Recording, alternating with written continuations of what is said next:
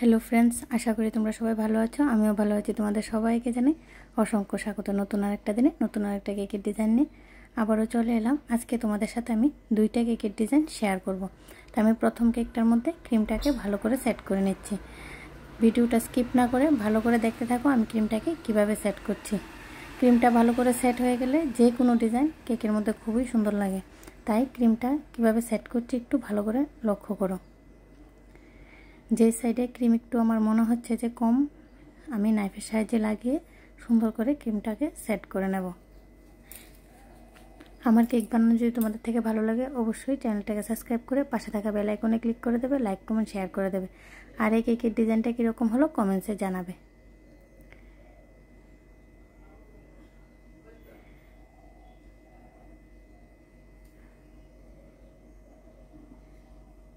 আমি ক্রিমটাকে লাগিয়ে দিলাম, এখন ফিনিশিং দেওয়ার পালা। এখন ফিনিশিংটা দিয়ে দেব।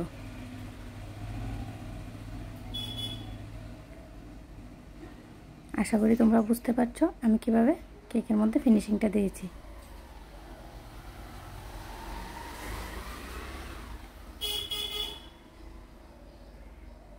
ফিনিশিং দেওয়া কমপ্লিট হয়ে গেছে। এখন কেকটার মধ্যে আমি যেহেতু কালারটা অন্য কালার দেব, তাই আমি এখানে হালকা ব্রাউন কালারটা নিয়েছি। কেকটা যদি কালারফুল হয় তাহলে আমি পুরোটা ক্রিমে কোনোদিনও কালার অ্যাড করি না। প্রথমে আমি হোয়াইট ক্রিম দিয়ে কেকটাকে সুন্দর করে ফিনিশিংটা এনে তারপরে আমি অল্প একটু কালার দিয়ে অল্প একটু ক্রিমের সাথে মিশিয়ে আমি পুরোটা কেককে সুন্দরভাবে কালার করে দিই। এতে আমার কালারও কম ইউজ হয় আর কেকটাও কালারফুল হয়ে যায়। তাই দেখতে পারলে আমি খুব সুন্দর করে পুরোটাকে হালকা ব্রাউন কালারটা করে দিয়েছি, বিস্কিট কালারও বলতে পারো তোমরা। এখন আমি ফিনিশিংটা করে দিচ্ছি। এক সাইডে আমার একটু হোয়াইট এসে গেছে, তাই আমি ক্রিমটাকে আবার লাগিয়ে সুন্দর করে ফিনিশিংটা দিয়ে দিলাম। এখন আমি সাইডের বর্ডারটা সেম কালার দিয়ে দিচ্ছি।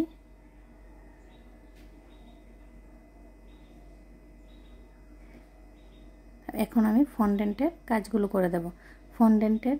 ফন্ডেন্ট দিয়ে আমি এগুলো আগেই বানিয়ে রেখেছি, এখন জাস্ট লাগিয়ে দেব। তোমরা যদি কেউ ফন্ডেন্টের ভিডিও দেখতে চাও আমাকে কমেন্টসে জানাতে পারো, আমি ফন্ডেন্টের ভিডিও নিয়ে আসার চেষ্টা করব। ফন্ডেন্টের কাজগুলো যদি অ্যাড করি ভিডিওটা অনেক লম্বা হয়ে যায়। একদমই সিম্পল, অনেকেই জানো ফন্ডেন্ট দিয়ে কীভাবে কাজ করে। জাস্ট আমি ফন্ডেন্ট দিয়ে এগুলোকে যেভাবে ডিজাইনটা ছিল কেটে নিয়েছি।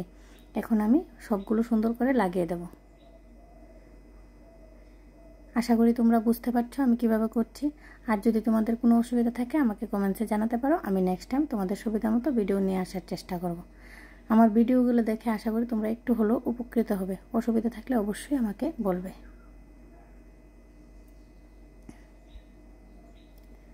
এখন আমি চোখগুলো লাগিয়ে নিচ্ছি। দেখো আমার কেক কমপ্লিট হয়ে গেল। সাইডে দুইটা ছোট ছোট ফ্লাওয়ার আছে, ওইগুলো আমি সুন্দর করে লাগিয়ে দেব।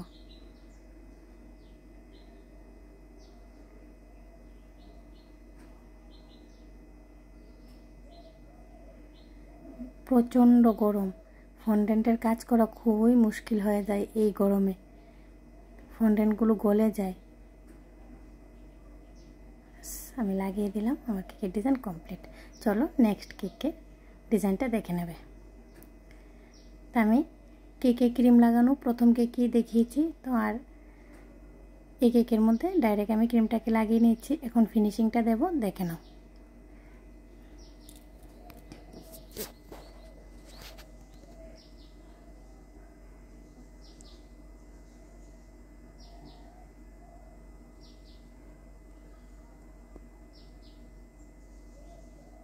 ফিনিশিং দেওয়ার সময় একটু নজর রাখবে যে সাইডে একটু ক্রিম কম আছে হালকা একটু ক্রিম নিয়ে লাগিয়ে তারপর ফিনিশিংটা দেবে।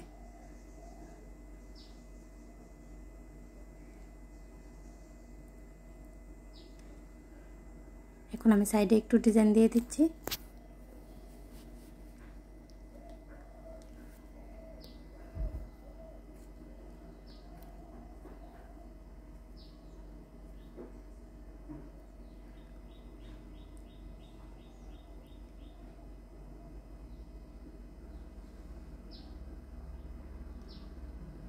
যেহেতু আমি রেড কালার করব কেকটা, তো আমি রেড কালার দিয়ে দিচ্ছি। আমি পুরোটা কেক রেড করে দেবো, উপরেও রেড করে দেবো, সাইডেও রেড করে দেবো।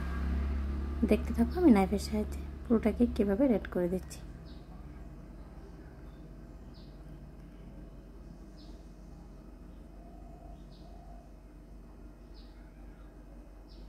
আমি সাইডেও রেড করে দিলাম নাইফের সাহায্যে। এখন আমি স্টার নোজলের সাহায্যে নিচের বর্ডারটা দিয়ে দিলাম। উপরেও আমি স্টার নোজলের সাহায্যে, ভালো করে লক্ষ্য করো আমি কিভাবে কাজটা করছি, সেমভাবে করে দেব। এখন পিঙ্ক কালার ইউজ করেছি, সেম নোজল দিয়ে আমি উপরে একটু ফ্লাওয়ার বানিয়ে দিচ্ছি। আমার কমপ্লিট ফ্লাওয়ার বানানো। এখন পাতাগুলো দিয়ে দেব।